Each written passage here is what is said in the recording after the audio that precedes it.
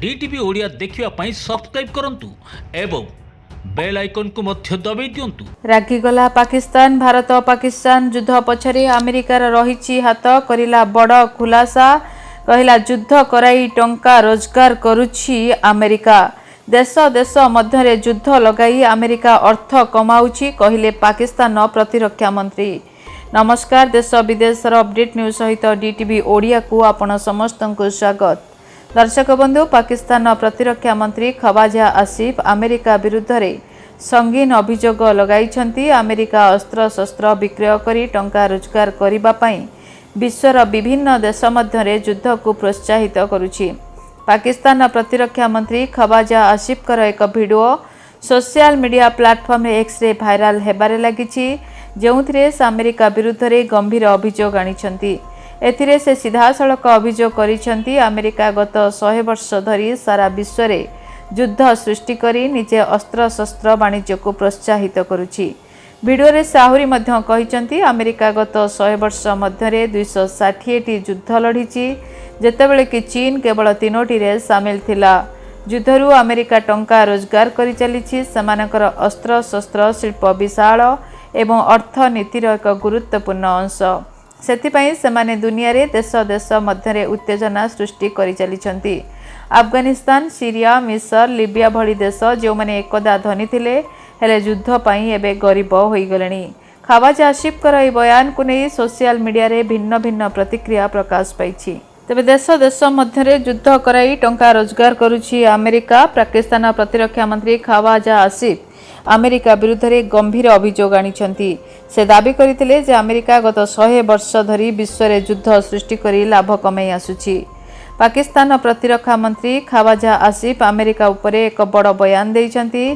खवाजा आसिफ सारा विश्व रे घटुतिबा हिंसा एवं युद्ध संपर्क रे अमेरिका उपरे अनेक प्रश्न उठाइछंती। से अभियोग करिछंती जे अमेरिका गत 100 वर्ष धरी देशगुडी को युद्ध कराउछि। से सारा विश्व रे घटुतिबा युद्ध गुडी को अमेरिकार आयर एक उत्स भाव में वर्णना करिछंती। खवाजा आसिफ को मंतव्यर वीडियो सोशल मीडिया रे भाइराल हेउछि। खवाजा आसिफ तांको विवृत्ति रे कहिछंती अमेरिकीय माने विश्वर सबुठु युद्ध करुछंती। हेत गत 100 वर्ष धरी से 260 युद्ध लढिछंती। चीन 3टी युद्ध करिछि। अमेरिका एबे भी टंका रोजगार करुछि। सामरिक शिल्प सेमानक जीडीपी रो एक बड़ अंश। तेणु अमेरिका को युद्ध रे शामिल हेबाकू पड़े। अमेरिका रोजगार करिबा पई देश देश मध्य युद्ध कराई थाए। केतेबेले एठारे तो अन्य केतेबेले सेठारे। जेतेबेले देशगुडिक लढंती अमेरिकार रोजगार होइथाए। 18 मई 2025 राहु चलिबे मीनरू बक्राचार होई कुंभ राशि। 18 मई 2025 रु 5 डिसेंबर 2026 पर्यंत राहु रहिबे कुंभ राशि। तेबे राहु केतुंकर चलन आपण को जीवन को किपरि करिवो प्रभावित जानिया पई देखंतु डीटीवी ओडिया। मेष ठारू मीन पर्यंत आपण मानक राशि राहु केतु चलन रो जानंतु फलाफल देखंतु केवल डीटीवी ओडिया। देखिबा पई चैनल को सब्सक्राइब करंतु। आपण वीडियो को सर्च करंतु। राहु केतुंको संपर्क रे निज राशि राहु केतु चलन एवं प्रभाव विषय रे आपण जानि परिबे। देखंतु राहु चलन केवल डीटीवी ओडिया रे। खवाजा आसिफ तांको वक्तव्य को प्रमाणित करिबा पई केतक देशर उदाहरण मध्य दैछंती। से कहिछंती जे अमेरिका पालेस्टाइन, सीरिया, मिस्र एवं लिबिया रे एहा करिछि। सेमाने धनी देश थिले, युद्ध जोगु एबे देवालिया होई गलेनी एवं अमेरिका टंका रोजगार करिछि। तांकर एही मंतव्य परे सारा विश्व रे पुणी थरे अमेरिकार भूमिका उपरे वितर्क आरंभ होइछि। जेतेबेले अमेरिकीय राष्ट्रपति डोनाल्ड ट्रम्प भारत पाकिस्तान विवाद रे अस्त्र विरतिर श्रेय बारंबार नेउछंती, एपरि स्थले खवाजा मुह खोलिछंती। डोनाल्ड ट्रम्प संध्या 5:37 समय तांको सोशल मीडिया माध्यम रे भारत एवं पाकिस्तान मध्य रे चलीथिबा युद्ध बंद घोषणा करथिले। सेबेठारू से तांकर समस्त गस्त एवं प्रमुख सांबादिक सम्मेलन रे एहा उल्लेख करि आसुछंती। ट्रम्प कहिछंती से वाणिज्य धमक दे युद्ध विरति आनिछंती, जेतेबेले कि भारत तांको दाबी को प्रत्याख्यान करि सारिछि। तेबे दर्शक बंधु, पाकिस्तान करिला बड़ खुलासा। कहिला भारत एवं पाकिस्तान युद्ध पछरे रहिछि अमेरिकार हाथ। पाकिस्तान प्रतिरक्षा मंत्री खवाजा आसिफ अमेरिका उपर एक बड़ बयान दैछंती। खवाजा आसिफ सारा विश्व रे घसुथिबा हिंसा एवं युद्ध संपर्क रे अमेरिका उपर प्रश्न उठाइछंती। ସେ ଅଭିଯୋଗ କରିଛନ୍ତି ଯେ ଆମେରିକା ଗତ 100 ବର୍ଷ ଧରି ଦେଶଗୁଡ଼ିକୁ ଯୁଦ୍ଧ କରାଉଛି। ସେ ସାରା ବିଶ୍ୱରେ ଘଟୁଥିବା ଯୁଦ୍ଧଗୁଡ଼ିକୁ ଆମେରିକାର ଆୟର ଏକ ଉତ୍ସ ଭାବରେ ବର୍ଣ୍ଣନା କରିଛନ୍ତି। ଖାବଜା ଆସିଫଙ୍କ ବୟାନର ଭିଡ଼ିଓ ସୋସିଆଲ ମିଡ଼ିଆରେ ଭାଇରାଲ ହେଉଛି। ଖାବଜା ଆସିଫ ତାଙ୍କ ବିବୃତ୍ତିରେ କହିଛନ୍ତି, ଆମେରିକୀୟମାନେ ବିଶ୍ୱର ସବୁଠି ଯୁଦ୍ଧ କରୁଛନ୍ତି, ହୁଏତ ଗତ 100 ବର୍ଷ ଧରି। ସେମାନେ 260ଟି ଯୁଦ୍ଧ ଲଢ଼ିଛନ୍ତି। ଚୀନ 3ଟି ଯୁଦ୍ଧ କରିଛି। ସେମାନେ ଏବେ ବି ଟଙ୍କା ରୋଜଗାର କରୁଛନ୍ତି। ସାମରିକ ଶିଳ୍ପ ସେମାନଙ୍କ ଜିଡିପିର ଏକ ବଡ଼ ଅଂଶ। ତେଣୁ ସେମାନଙ୍କୁ ଯୁଦ୍ଧରେ ସାମିଲ ହେବାକୁ ପଡ଼େ। ସେମାନେ ଦେଶଗୁଡ଼ିକୁ ଯୁଦ୍ଧ କରାନ୍ତି, କେତେବେଳେ ଏଠାରେ ତ କେତେବେଳେ ସେଠାରେ। ଯେତେବେଳେ ଦେଶଗୁଡ଼ିକ ଲଢ଼ନ୍ତି ସେମାନେ ରୋଜଗାର କରନ୍ତି। ଖାବଜା ଆସିଫ କହିଛନ୍ତି, ଆମେରିକା ଅସ୍ତ୍ରଶସ୍ତ୍ର ବିକ୍ରୟ କରି ଟଙ୍କା ରୋଜଗାର କରିବା ପାଇଁ ଦୁଇ ଦେଶ ମଧ୍ୟରେ ଯୁଦ୍ଧକୁ ପ୍ରୋତ୍ସାହିତ କରେ। ଆମେରିକା ଦେଶଗୁଡ଼ିକୁ ଦେବାଳିଆ କରିଦେଲା। ଖାବଜା ଆସିଫ ତାଙ୍କ ବୟାନକୁ ପ୍ରମାଣିତ କରିବା ପାଇଁ ଦେଶଗୁଡ଼ିକର ଉଦାହରଣ ମଧ୍ୟ ଦେଇଥିଲେ।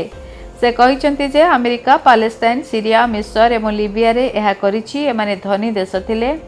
ଯୁଦ୍ଧ ଯୋଗୁଁ ଏବେ ଦେବାଳିଆ ହୋଇଗଲେଣି ଏବଂ ଆମେରିକା ଟଙ୍କା ରୋଜଗାର କରିଛି। ତାଙ୍କର ଏହି ବୟାନ ପରେ ସାରା ବିଶ୍ୱରେ ପୁଣି ଥରେ ଆମେରିକାର ଭୂମିକା ଉପରେ ବିତର୍କ ଆରମ୍ଭ ହୋଇଛି। ଯେତେବେଳେ ଆମେରିକୀୟ ରାଷ୍ଟ୍ରପତି ଡୋନାଲ୍ଡ ଟ୍ରମ୍ପ ଭାରତ ପାକିସ୍ତାନ ବିବାଦରେ ଅସ୍ତ୍ରବିରତିର ଶ୍ରେୟ ବାରମ୍ବାର ନେଉଛନ୍ତି। ଡୋନାଲ୍ଡ ଟ୍ରମ୍ପ ସନ୍ଧ୍ୟା 5:37 ସମୟରେ ତାଙ୍କର ସୋସିଆଲ ମିଡ଼ିଆ ମାଧ୍ୟମରେ ଭାରତ ଏବଂ ପାକିସ୍ତାନ ମଧ୍ୟରେ ଚାଲିଥିବା ଯୁଦ୍ଧ ବନ୍ଦ ଘୋଷଣା କରିଥିଲେ। ସେବେଠାରୁ ସେ ତାଙ୍କର ସମସ୍ତ ଗସ୍ତ ଏବଂ ପ୍ରମୁଖ ସାମ୍ବାଦିକ ସମ୍ମିଳନୀରେ ଏହା ଉଲ୍ଲେଖ କରି ଆସୁଛନ୍ତି। ଟ୍ରମ୍ପ କହିଛନ୍ତି ସେ ବାଣିଜ୍ୟ ଧମକ ଦେଇ ଯୁଦ୍ଧ ବିରତି ଆଣିଛନ୍ତି, ଯେତେବେଳେ ଭାରତ ତାଙ୍କ ଦାବିକୁ ପ୍ରତ୍ୟାଖ୍ୟାନ କରିଛି। Bureau report, DTV Odia. ଯଦି ଆପଣଙ୍କ ଜୀବନରେ ବ୍ୟକ୍ତିଗତ ପାରିବାରିକ ସମସ୍ୟା, କର୍ମକ୍ଷେତ୍ର ନିଯୁକ୍ତି, ବୈବାହିକ ସମସ୍ୟା, ବାସ୍ତୁଦୋଷ ଏବଂ ମାଲି ମକଦ୍ଦମା ଆଦି ସମସ୍ୟା ଥାଏ, ତାହେଲେ ସମସ୍ୟାର ସମାଧାନ ଓ ପରାମର୍ଶ ପାଇଁ ଆମକୁ ଯୋଗାଯୋଗ କରନ୍ତୁ। ଜ୍ୟୋତିର୍ବିଦ doctor Bhabani Shankar Mohapatra, Budheswari colony, plot number 26, Bhubaneswar. Phone number 9776833302 9439444924। ଆମର ୱେବସାଇଟ୍ www.srijagannathastro.com। 18 ମଇ 2025 ରାହୁ ଚଳିବେ ମୀନରୁ ବକ୍ରାଚାର ହୋଇ କୁମ୍ଭ ରାଶି।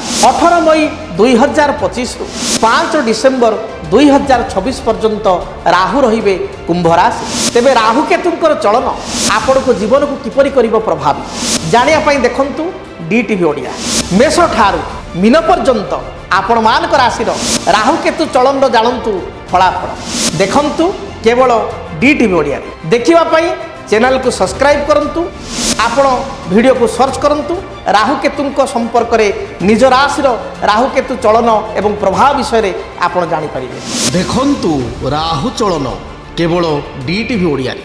DTV ଓଡ଼ିଆ ଦେଖିବା ପାଇଁ ସବସ୍କ୍ରାଇବ୍ କରନ୍ତୁ ଏବଂ ବେଲ୍ ଆଇକନ୍କୁ ମଧ୍ୟ ଦବାଇ ଦିଅନ୍ତୁ।